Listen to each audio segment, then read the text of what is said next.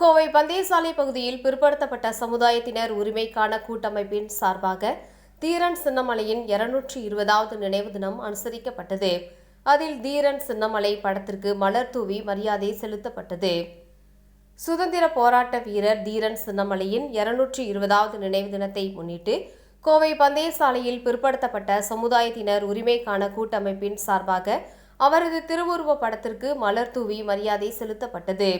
தொடர்ந்து தீரன் சின்னமலை குறித்த நினைவுகளை எடுத்துக் கூறப்பட்டது. அப்போது பேசிய பிற்படுத்தப்பட்ட சமுதாயத்தினர் உரிமைக்கான கூட்டமைப்பின் தலைவர் ரத்தின சபாபதி கூறியதாவது: ஈரோடு மாவட்டம் காங்கேயம் அருகில் உள்ள மேலப்பாளையம் என்னும் சிற்றூரில் பிறந்தவர் தீரன் சின்னமலை. ரத்தினசாமி கவுண்டர் பெரியாத்தா ஆகியோரின் மகனாக பிறந்த இவரது இயற்றப்பெயர் தீர்த்தகிரி தீரன் சின்னமலை. இளம் வயதிலேயே போர்க்கலைகளான வாள் பயிற்சி, வில் பயிற்சி, சிலம்பாட்டம், மல்யுத்தம், தடிவரிசை போன்றவற்றை கற்றுத் தேர்ந்து சிறந்த இளம் வீரராக திகழ்ந்தார். பல்வேறு துணிச்சலான போர்க்கலைகளை கற்றுத் தேர்ந்து போர் யுக்திகளை தனது படைகளுக்கு கற்றுத் தந்தவர் எனவும், இந்திய விடுதலை போரில் பங்கேற்று ஆங்கிலேயர்களுக்கு சவால் விட்டு அவர்களின் கிழக்கிந்திய கம்பெனியை அடியோடு ஒழிக்க நடவடிக்கை மேற்கொண்டார்.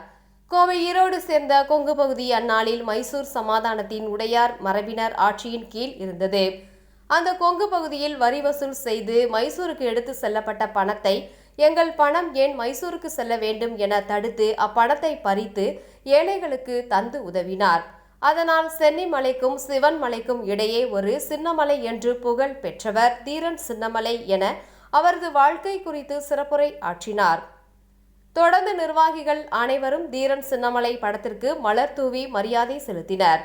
நிகழ்ச்சியில் பிற்படுத்தப்பட்ட சமுதாயத்தினர் உரிமைக்கான கூட்டமைப்பின் துணைத் தலைவர் வெள்ளங்கிரி, பொருளாளர் வேலுசாமி, துணை செயலாளர் குணசேகரன், கொங்கு வேளாளர் கவுண்டர் பேரவை தேவராஜ் மற்றும் நிர்வாகிகள் சர்வேஸ்வரன், செந்தில், ஹரி மற்றும் பலர் கலந்து கொண்டனர் என்பது குறிப்பிடத்தக்கது.